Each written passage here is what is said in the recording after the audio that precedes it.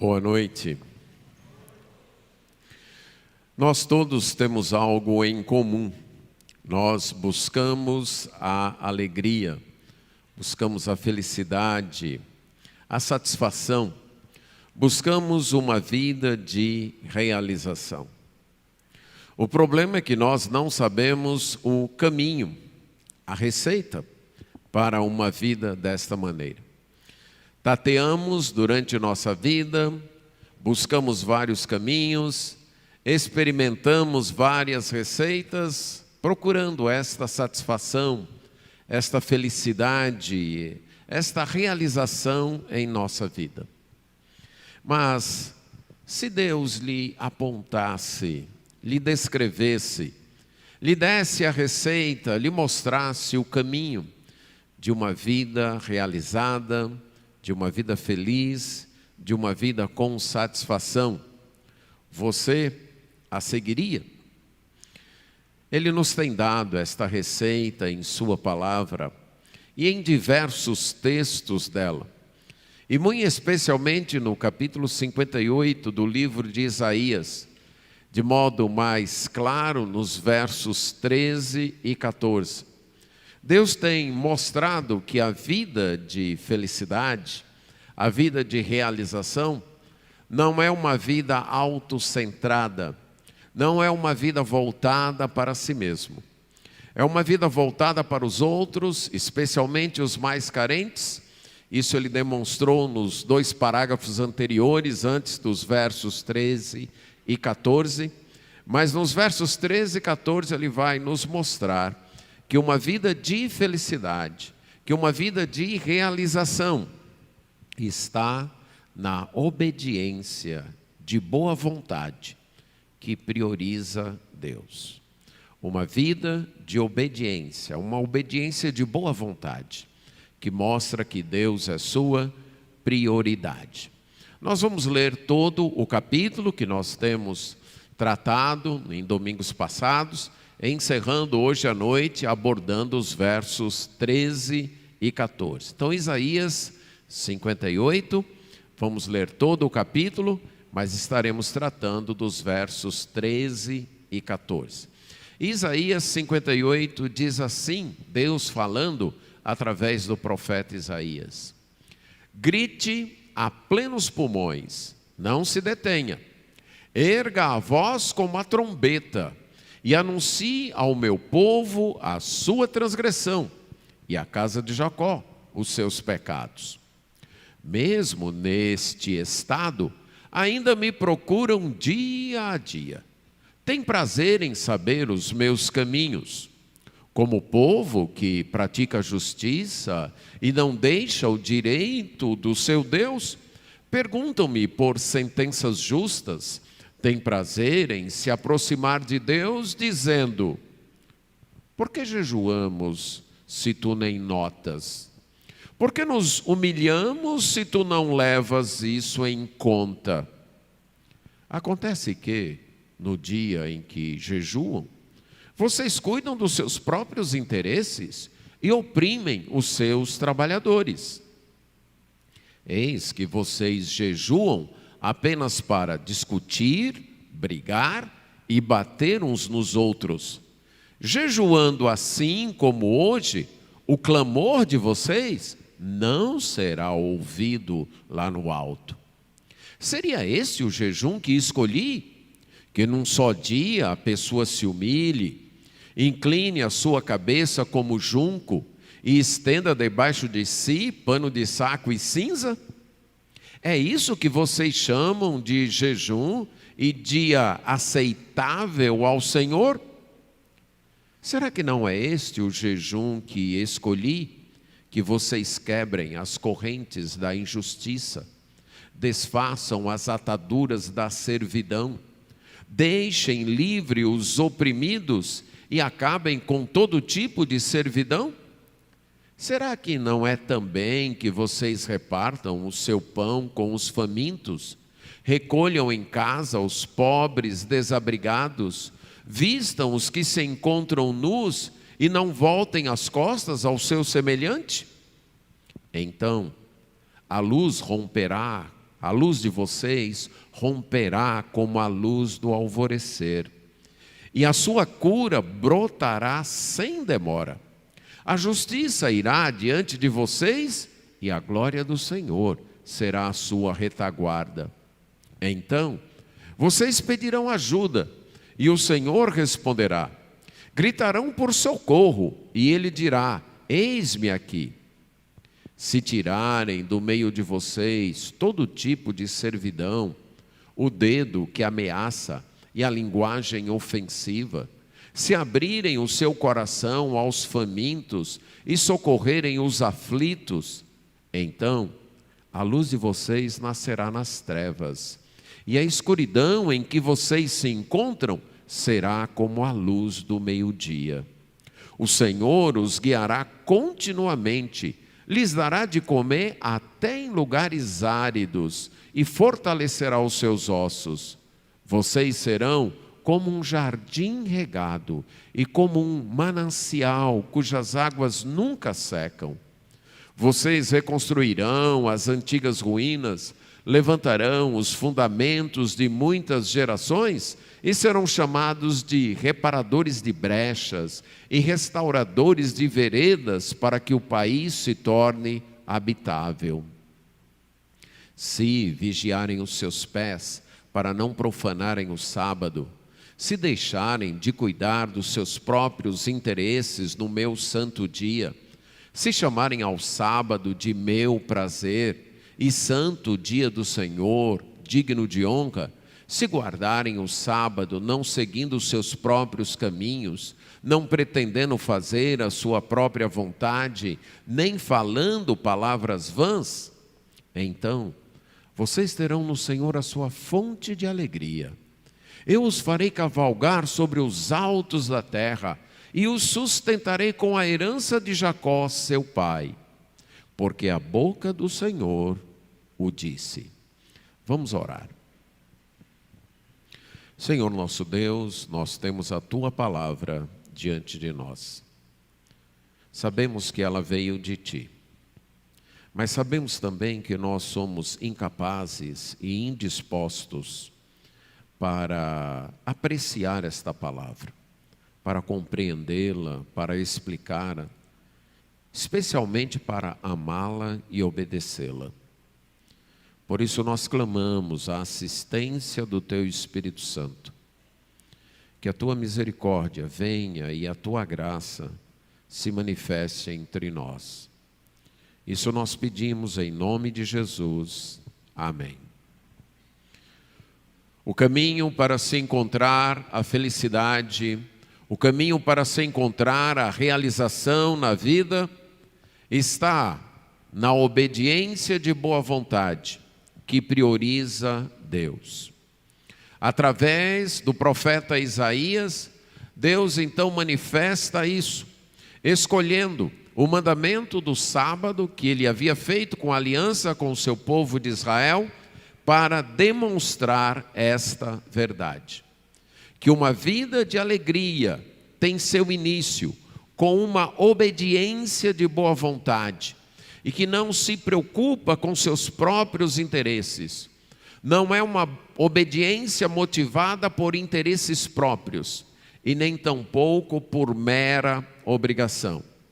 O profeta Isaías, antes de Cristo, em torno dos 700 a 600 anos antes de Cristo, falou ao seu povo, o povo de Judá, o povo de Jerusalém, e povo com o qual Deus tinha uma aliança, mas povo que teimava em viver em desobediência a Deus.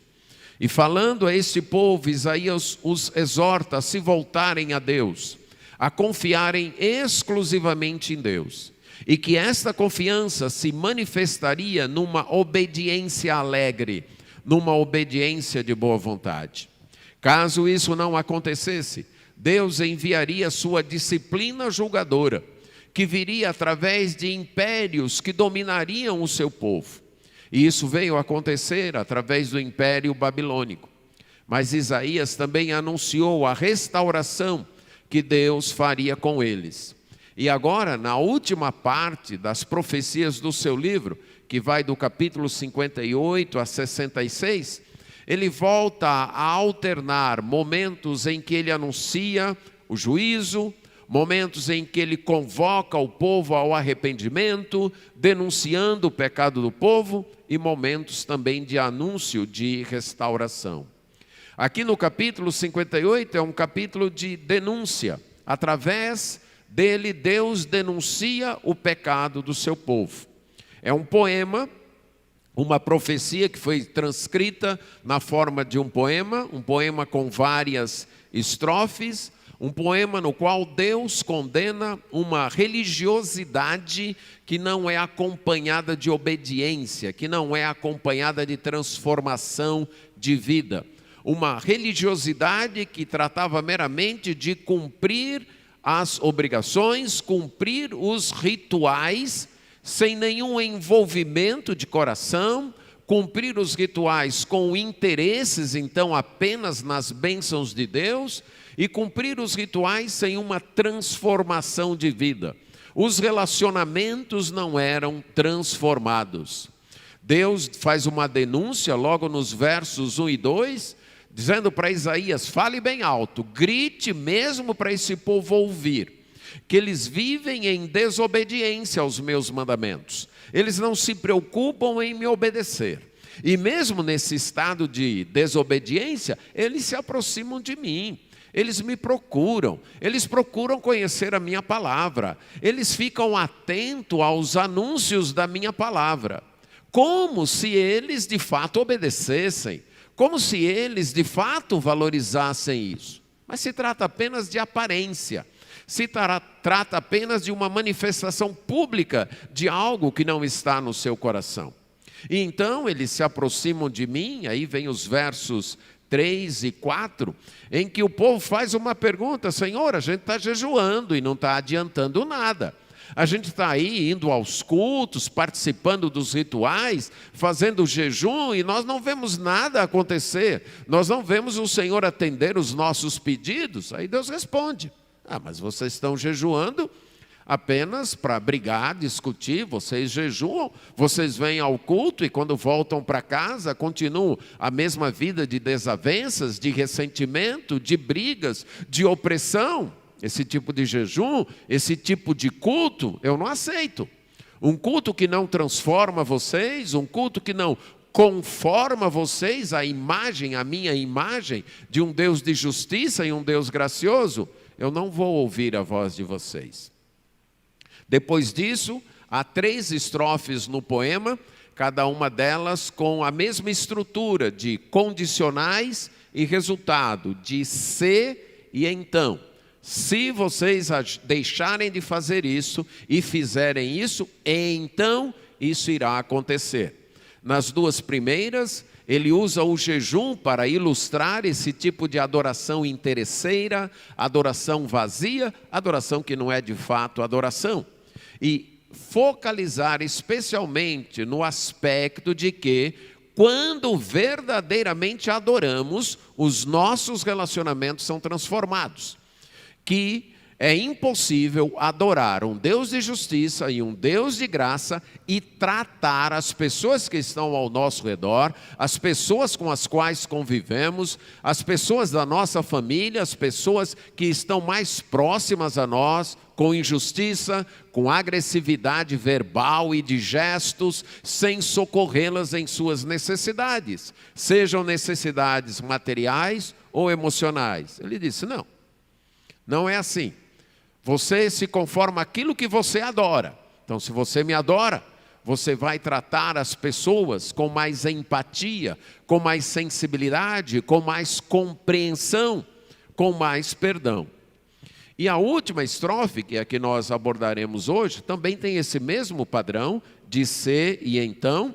Há então 7 condições que aparecem no verso 13, alternando o que não deve fazer, o que deve fazer, volta ao que não deve fazer, e no verso 14 traz o resultado. Aqui, o Senhor utiliza o mandamento do sábado para expressar esta verdade de que a obediência a Deus deve ser uma obediência de boa vontade. Deve ser uma obediência, então, de coração. Uma obediência não interesseira, mas uma obediência que deseja agradar a Deus.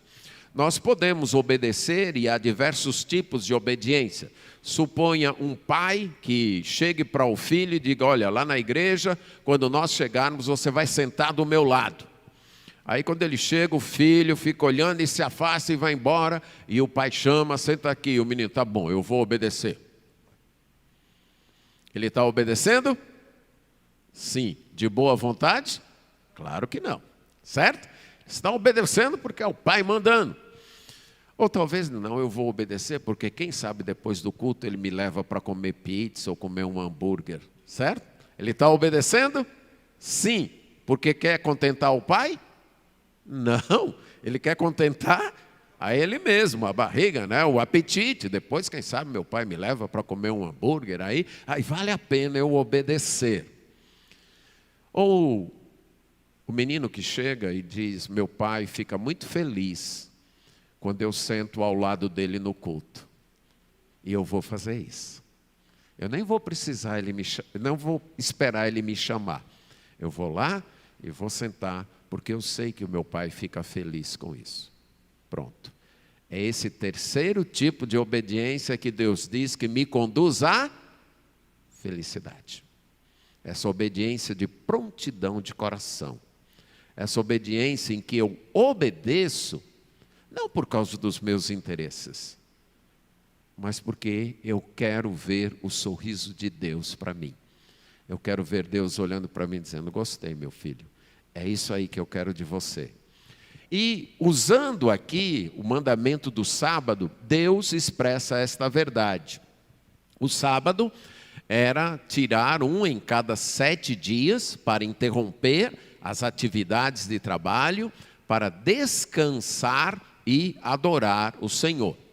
Ele foi instituído depois do Êxodo, na aliança que Deus fez com o povo de Israel ali no Monte Sinai. Capítulo 20, versos 8 a 11, quando Deus coloca o mandamento e diz que deveria servir como lembrança de Deus como Criador de todas as coisas. Deus havia criado todas as coisas, e Ele então queria ser lembrado como dono e Criador de tudo. E quando o povo então parasse no 7º dia para descansar, eles deveriam ter isso em mente. Em Êxodo 31, 13 a 17, também Ezequiel 20, 12 a 20, Deus fala de uma outra maneira que o sábado deveria ser. Era um sinal, um símbolo da aliança que ele tinha com aquele povo, com o povo de Israel, com o povo judeu. Como é que um símbolo funciona? Podemos ilustrar, vocês estão vendo aqui um anel na minha mão, que esse anel é chamado normalmente de aliança. E esse anel é um símbolo, um sinal. Sinal de quê? Que eu sou casado. Então, o sábado funcionaria para o povo de Israel como um símbolo de que eles tinham uma aliança com Deus. Isso seria para eles mesmos lembrarem: olha, nós tiramos a cada 7 dias um dia para lembrarmos, para reforçarmos em nossa mente que nós temos um Deus e nós temos um pacto com esse Deus. Nós temos uma aliança com esse Deus. E também uma aliança, aliás, um sinal para as outras nações. As outras nações em volta iriam ver aquele povo deixando de trabalhar um dia da semana e iriam procurar saber por quê. Eles diriam: porque nós temos uma aliança, um pacto com o nosso Deus. O mandamento vai ser repetido em Deuteronômio, capítulo 5, versos 12 a 15. E agora Deus manifesta uma terceira razão para a obediência. É porque Deus os havia redimido da escravidão. Deus os havia tirado do Egito. E por causa disso, eles deveriam então tirar um a cada 7 dias para descansar. E esse descanso deveria ser para todos os seus trabalhadores, inclusive para os animais. Todos deveriam descansar. Lembrando então de que um dia eles haviam estado sob a opressão, eles haviam sido escravos, mas agora haviam sido libertos. Então eles deveriam guardar aquele dia, recordando-se disso. E no livro de Isaías, isso já apareceu em 56:2, em certo sentido eu estou fazendo uma revisão, mostrando que o sábado era um símbolo da obediência a Deus, da obediência de todos os mandamentos a Deus. É importante lembrar que para o povo de Israel havia vários sábados. Havia o sábado, que era um a cada 7 dias, o 7º dia da semana. Havia o sábado anual, que era o dia da expiação, lá em Levítico 16. Aquele dia da expiação também era chamado de sábado. Por quê? Porque todas as atividades cessavam e o povo descansava e se concentrava em adorar a Deus. E eles também tinham um ano de sábado, um ano em que eles viviam da agricultura, mas eles paravam um ano de lavrar a terra, para deixar a terra descansar. Você percebe princípios ecológicos na Bíblia. Se você ler com atenção a lei do Antigo Testamento, você vai ver não só esse, mas vários mandamentos que refletem o cuidado com a terra, o cuidado com a natureza, o cuidado com a ecologia. E esse era um deles. A terra precisa descansar. Deus disse, a terra é minha e eu quero que ela descanse. 6 anos vocês vão trabalhar a terra, no 7º vocês vão deixar a terra descansar. Por isso que a Bíblia, algumas vezes, diz, lembrem-se dos meus sábados, porque eram vários sábados que o povo deveria, então, tratar. O sábado era uma manifestação de confiança, de descanso em Deus. Então, nós vamos parar de trabalhar um dia e nada vai faltar, porque Deus vai suprir e nós estamos obedecendo a Deus. Agora, imagine o que é deixar de trabalhar um ano, né?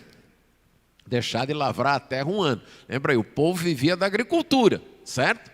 Tinha que plantar, preparar a terra, plantar, colher e guardar para comer até a próxima colheita. E ficar um ano. Deus disse, isso vai mostrar que vocês confiam em mim.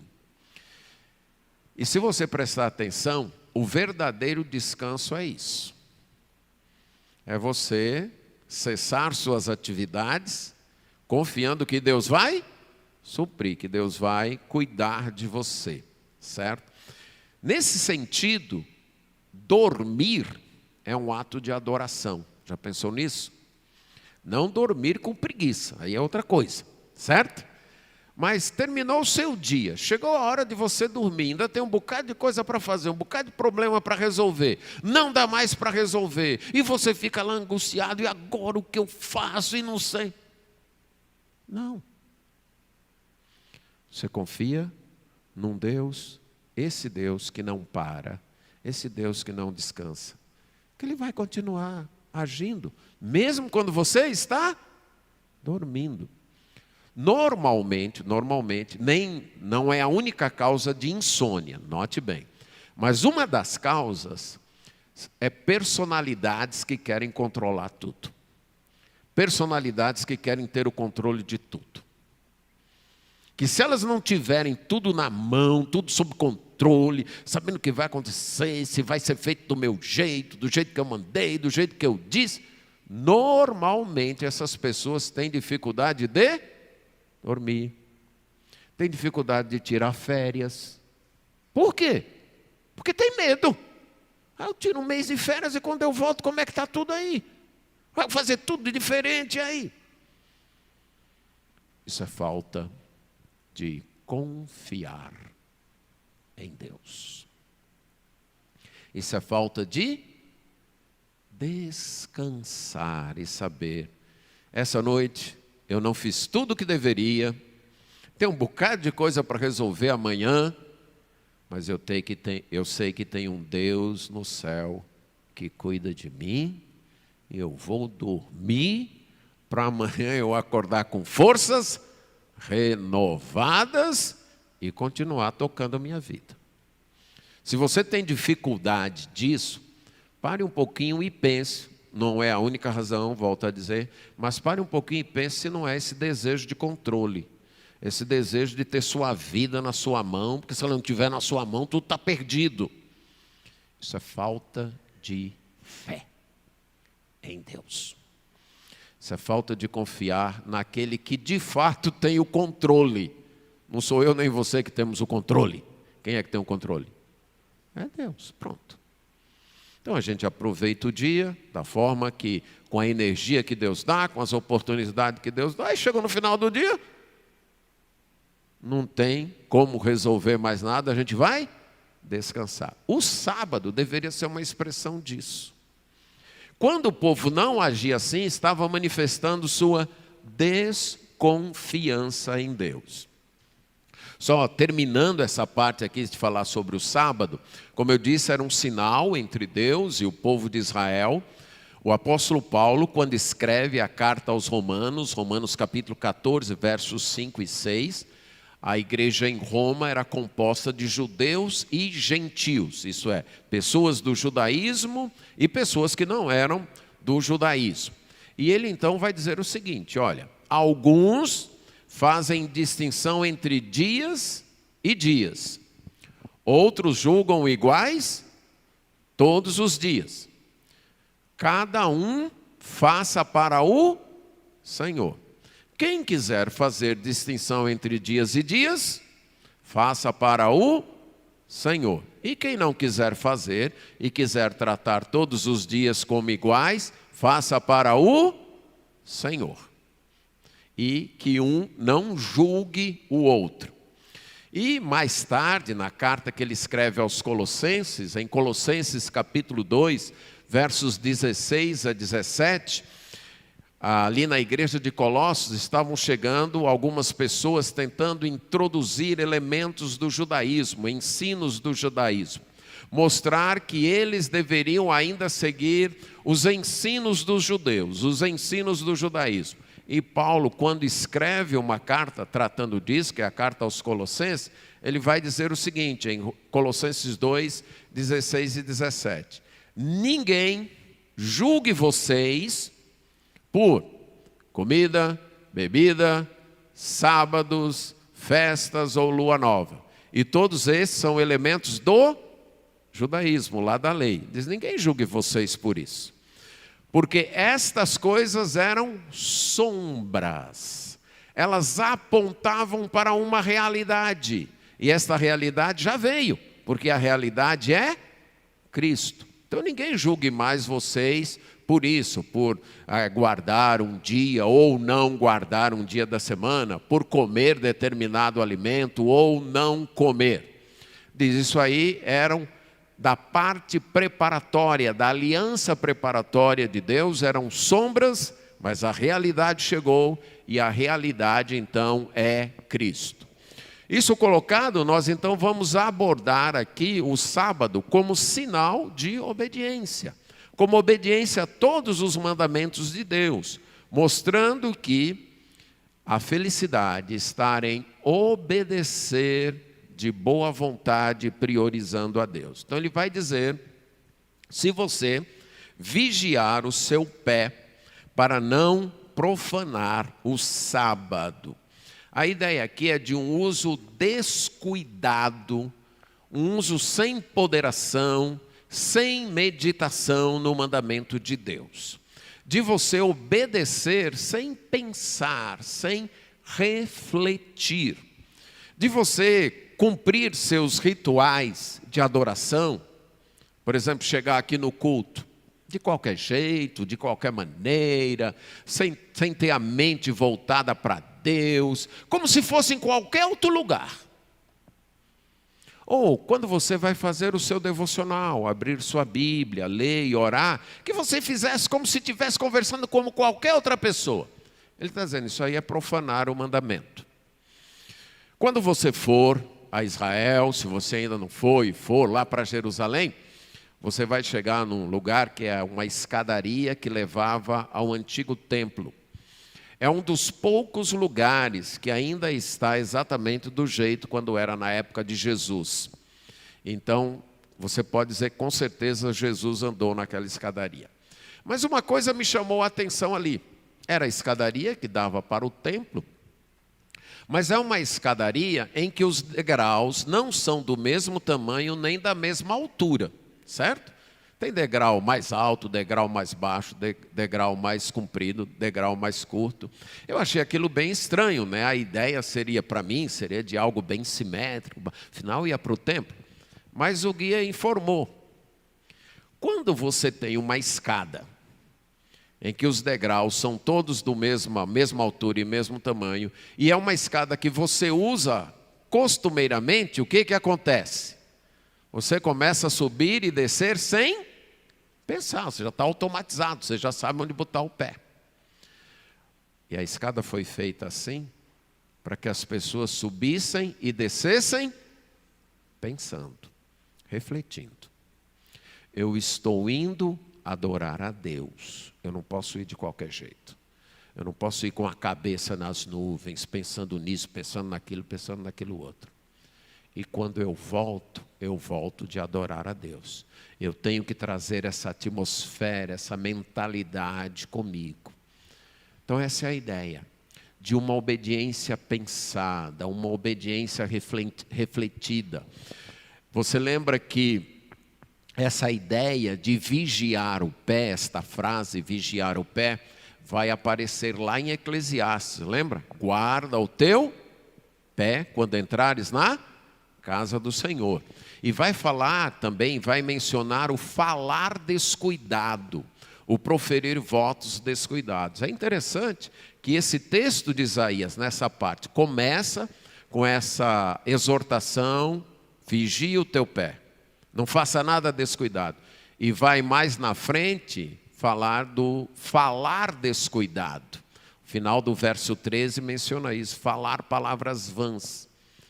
Quando nós chegamos para obedecer a Deus, especialmente na adoração, devemos ter uma mente reflexiva, concentrada, prestar atenção no que vamos fazer e no que vamos falar. Estamos aqui, acima de tudo, por causa de Deus. E Ele merece a nossa reverência. Ele merece a nossa concentração. Ele merece a nossa reflexão. Não podemos entrar e sair da sua presença de qualquer maneira. Então é isso, se vigiar os seus pés de profanarem o sábado. Mas ele diz uma segunda coisa.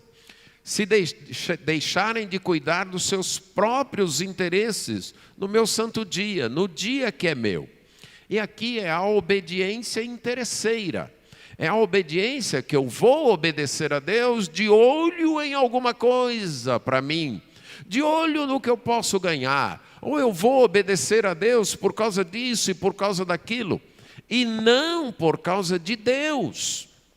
Deixe-me dar uma ilustração. Suponha que você queira um carro novo. E você diz, quer saber, eu vou fazer um voto com Deus. Eu vou frequentar a igreja 1 ano, os cultos, e vou adorar para ter um carro novo. A pergunta é, qual é o seu Deus? O carro novo. Concorda comigo? Porque você está adorando não a Deus por Deus. Você está adorando a Deus para ter o carro novo. O seu alvo não é agradar a Deus, o seu alvo é um carro novo. Adorar a Deus significa chegar aqui porque Deus é Deus. Acabou. Ele merece o meu tempo, Ele merece a minha atenção, Ele merece a minha energia, Ele merece o meu cântico, porque Ele merece. Se Ele vai me dar alguma coisa ou não vai me dar, isso é problema dEle. Ele merece a minha adoração. Faço isso por causa dEle, não é por causa de mim, mas por causa dEle, para alegrá-lo, para ver o sorriso dEle para mim. É por isso que é adoração. Então ele diz, se você guardar o sábado, não para cuidar dos seus próprios interesses, o sábado então deveria expressar um valor mais alto, deveria mostrar a importância que é dada a Deus, não aos negócios e à diversão, não para fomentar os próprios desejos. E essa obediência deveria ser alegre. Aí veja a próxima condição. Se chamarem ao sábado de meu prazer. Eu obedeço porque Deus mandou. Eu vejo os mandamentos de Deus não como uma interferência que interrompe minha vida, não como uma cerca que me impede de desfrutar do melhor. Não. Eu vejo a obediência a Deus como uma oportunidade de ter comunhão com Ele, de alegrar a esse Deus, de desfrutar da sua presença. Então eu obedeço, porque eu sei que aí está a minha alegria. Obedecer a Deus, então, para Ele é um deleite, é um prazer, é uma alegria, é uma oportunidade de mostrar o quanto Deus é importante para Ele, o quanto Deus está numa escala de valor acima de tudo, o quanto Ele ama a Deus, por isso Ele obedece. Não é porque é uma obrigação, e se eu não obedecer, Deus vai mandar um raio na minha cabeça, aí eu tenho medo, aí eu faço tudo direitinho. Não, é porque eu sei que isso é o melhor para a minha vida. Que o meu Pai, Deus, é um Pai de amor. E se Ele disse que é para eu ir por aqui, é porque Ele sabe que esse é o melhor caminho. Então eu vou feliz. Então se Ele disse que algo é para ser feito de uma determinada maneira, ao invés de eu ficar com raiva, não, eu queria fazer do meu jeito, mas Deus mandou que eu tenho que fazer assim, então porque Deus mandou eu vou fazer. Não, rapaz, eu fico feliz, porque se Deus não tivesse me dito como eu deveria fazer, eu nem saberia, eu ia quebrar a cara, eu ia fazer errado, não ia dar certo, mas graças a Deus que Ele disse como é que eu devo fazer, que Ele mostrou como é que eu devo fazer. Essa é a obediência de fé. É a obediência que obedece a Deus porque acredita no caráter de Deus. Deus me mandou fazer uma coisa, não é porque Ele quer me fazer sofrer, é porque Ele tem raiva de mim.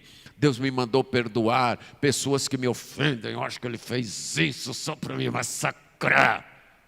Não, isso aí é não crer em Deus. Que fé é essa? Que Deus é esse? Não, Ele mandou eu perdoar os inimigos, por mais difícil que isso seja, porque isso é o melhor. É isso que é real na vida, é isso que produz satisfação na vida. Então eu vou obedecer, porque eu sei que esse Deus me ama, e se Ele disse que é para fazer assim, é porque isso é o melhor para mim. Essa é a obediência, que é o caminho da felicidade. Não é a obediência ali de mau humor, ou medrosa, ou temerosa. Vamos dar alguns exemplos aí. Suponha que você está preparando um trabalho e você tem que entregar logo esse trabalho. Aí tem alguém que é amigo seu ou amiga, que você gosta muito, você gosta dessa pessoa, essa pessoa é muito importante para você e essa pessoa lhe liga: fulano, eu estou preparando aqui um jantar para comemorar o meu aniversário e eu quero que você venha. E você tem um trabalho para fazer. Vai ficar muito claro aqui se você de fato ama essa pessoa, se você se alegra com ela. Porque se de fato você ama, se essa pessoa é importante mesmo para você, o que você faz? Então, o trabalho vai esperar e eu com um sorriso e uma alegria, puxa, fulano me honrou. Fulano não interrompeu o meu trabalho, fulano me honrou, me deu a oportunidade de me alegrar com ele ou com ela, participando de um jantar de seu aniversário. Imagine você está lá assistindo um jogo de futebol, aí sua esposa diz: meu amor, eu preparei o seu prato preferido, mas você tem que vir agora, senão ele esfria. E aí? Vai ficar muito claro aí a quem você quer honrar mais, não vai? Rapaz, o jogo que fique para lá, eu quero ver o sorriso na minha mulher, eu quero agradar a minha mulher, eu vou desfrutar do que ela preparou para mim. Pronto, é isso. Eu estou aqui ilustrando o que seria a nossa obediência a Deus. É essa confiança no amor dEle, que se submete a obedecer, porque acredita que isso é o melhor, que isso é o que vai dar prazer na vida. E não o uso de autoindulgência, como ele vai voltar nas duas últimas frases aí do verso 3, certo? Você vai ter o sábado como dia de meu prazer, um dia de honra, de glória. E não seguindo os seus próprios caminhos, não fazendo sua própria vontade, nem usando de palavras fúteis ou de palavras vãs, não, ou tratando de qualquer jeito, não. Mas obedecendo, porque é para Deus. Como é sua obediência a Deus? Quando você se depara com o mandamento das Escrituras, que dói em você, que muda a tua vida, que diz, ó, isso aí não está certo, é diferente. Você, não, mas tanto tempo eu fiz assim. Como é que você reage? Você reage com gratidão, dizendo, Deus, obrigado, porque o Senhor me mostrou agora o jeito certo de fazer as coisas. E eu quero pedir a tua força, a assistência do teu Espírito Santo para fazer, porque eu sei que isso aqui é o melhor.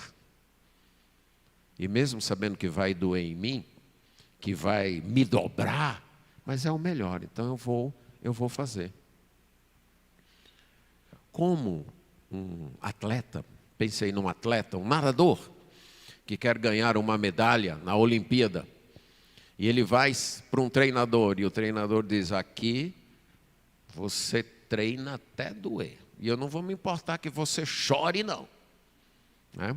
Tem um treinador no passado que ele dizia, sem dor, sem medalha. Para ter medalha, tem que ter dor. Então os nadadores dele ficavam muitas vezes 10 horas na piscina nadando, e quando eles saíam, diziam que eles saíam em lágrimas mesmo, porque tudo estava doendo, mas eram nadadores campeões.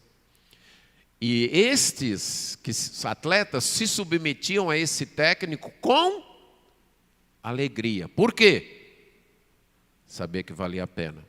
É assim com Deus, você e Deus. Deus, eu sei que o Senhor está esticando a corda, está doendo, mas eu sei que é para o meu bem, eu sei que é para o meu melhor. Então eu vou continuar te obedecendo, mesmo chorando, mas com alegria. Existe uma diferença entre eu ter tristeza e eu deixar a tristeza moldar minha vida. Que a gente tem tristeza, a gente tem. Isso aí Jesus teve. O Espírito Santo se entristece. Deus se entristece com o seu povo. Outra coisa é eu deixar a tristeza dirigir e moldar minha vida. É eu enxergar a vida, todos os aspectos dela, sob os olhos sob a ótica das lágrimas. Aí é outra coisa. Então, ter tristeza a gente vai ter. Mas servindo o Deus que a gente serve, é sempre uma tristeza com esperança. É sempre uma tristeza que olha para esse Deus com confiança, como Deus de amor, que se Ele está permitindo essa tristeza, é porque será para o meu bem. E eu vou continuar obedecendo a esse Deus, sorrindo mesmo com lágrimas. Essa é a obediência que Deus quer.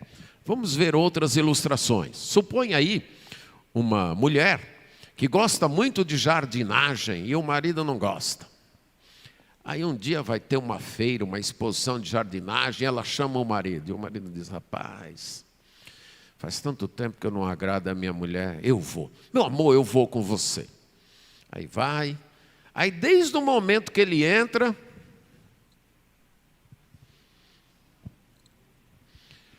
que horas que acaba? Que hora que acaba aqui a exposição? Aí a mulher está falando, é mesmo, meu amor. Que interessante. E quando a mulher diz, pronto, terminou, vamos embora. Ele só não diz, ufa, que bom, porque se ele disser a encrenca vai ser um pouco maior quando chegar em casa. Ele está fazendo o que a mulher pediu? Sim. Com alegria?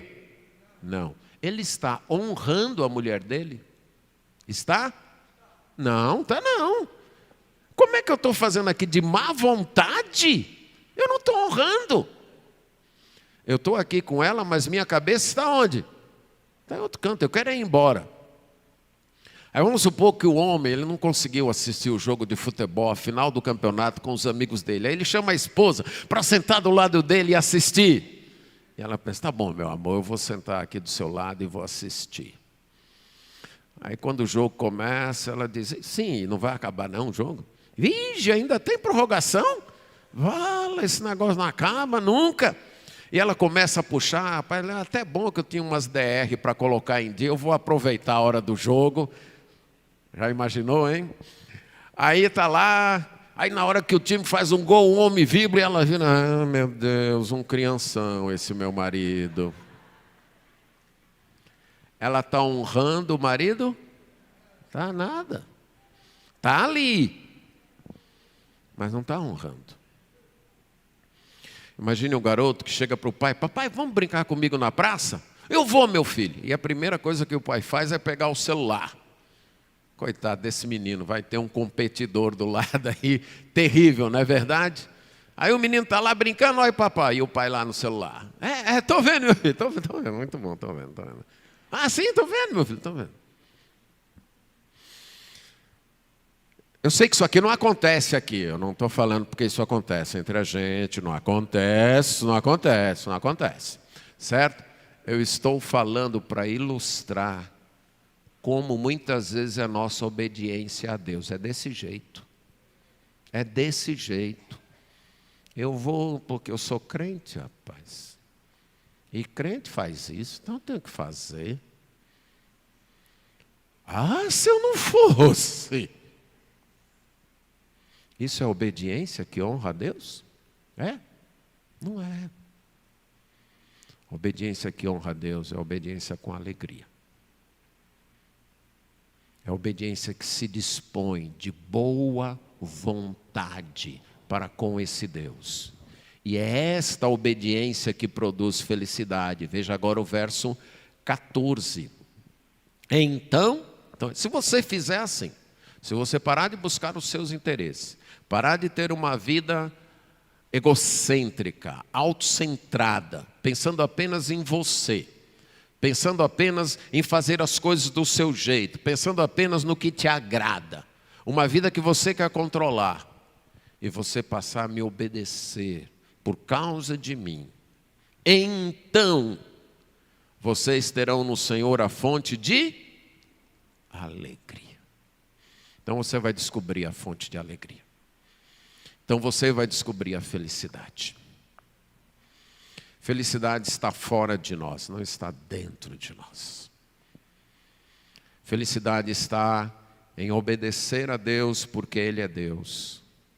Amá-lo acima de todas as coisas e amar as pessoas ao nosso redor.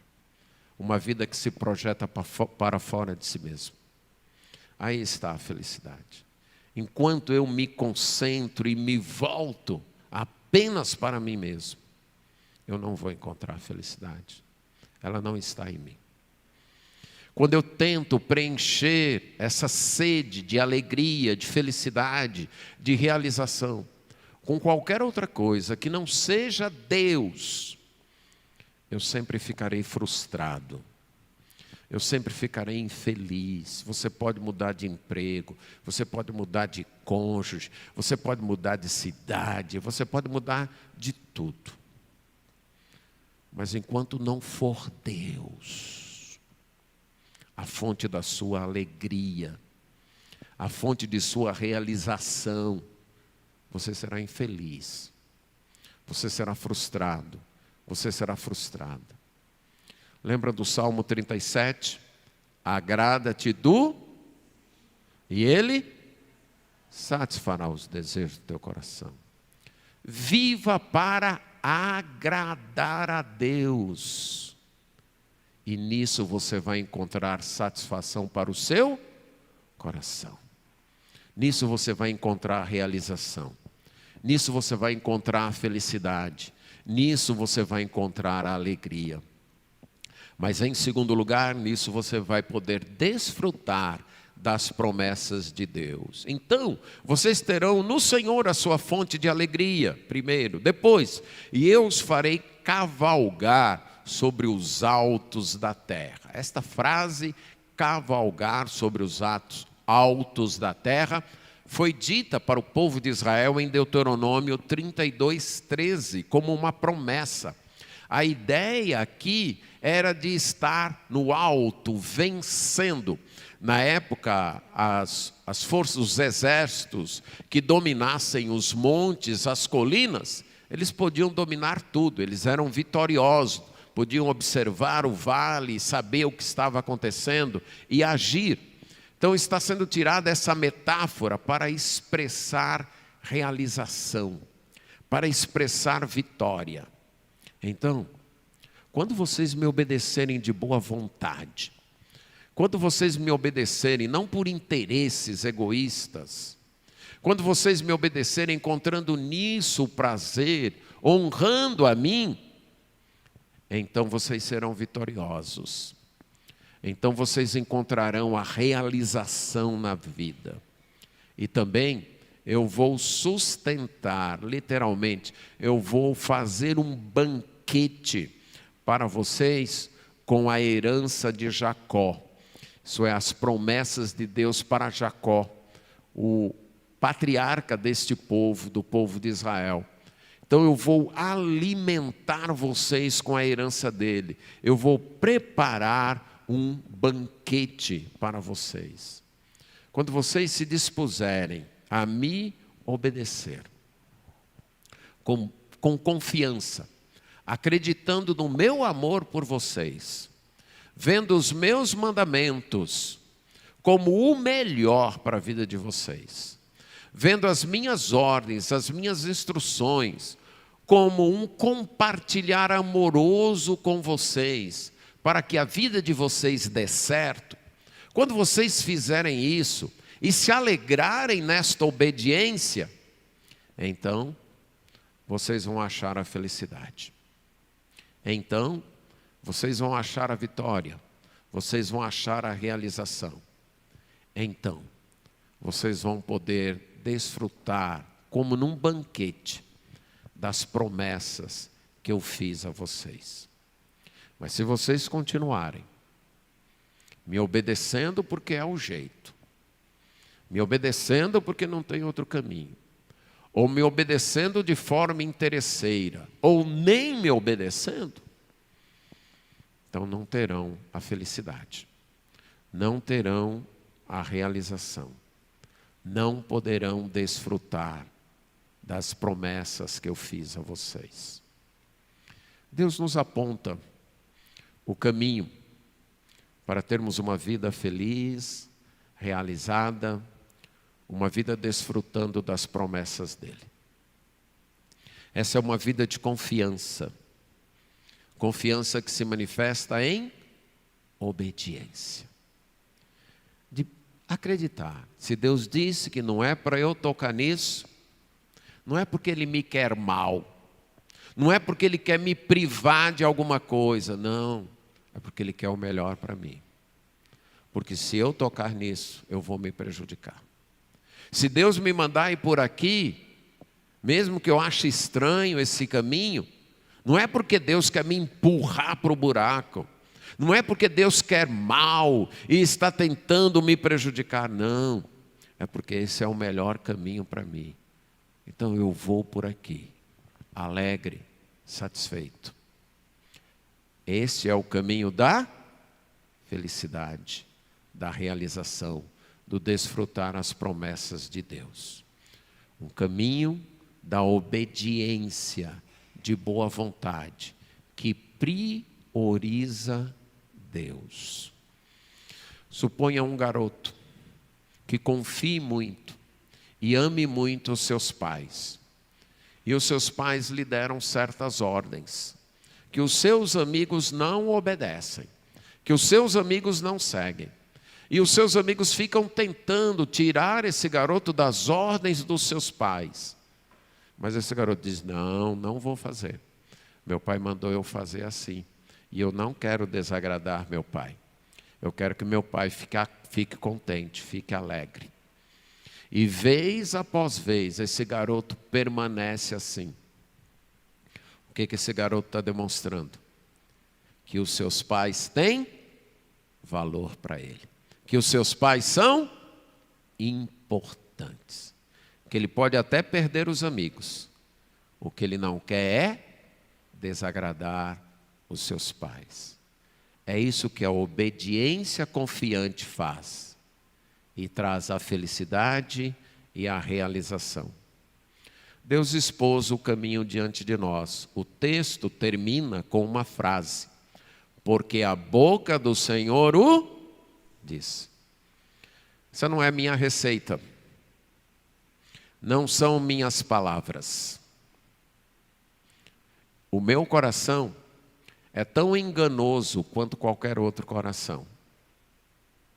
Sem Deus, eu também vivo iludido, achando que é a realização dos meus desejos que me traz felicidade. Sem Deus, eu também sou enganado, achando que é fazer as coisas do meu jeito que vai me trazer realização. Então essas não são minhas palavras. Se fossem as minhas palavras, seriam completamente diferentes. Seria: faça o que o seu coração manda, faça o que o seu desejo quer, faça o que é da sua vontade, faça do seu jeito, não deixe ninguém mandar na sua vida. Essas não seriam as minhas palavras. Porque é assim que o meu coração fora de Deus é, igual ao seu. É assim que ele é. Mas não são minhas palavras.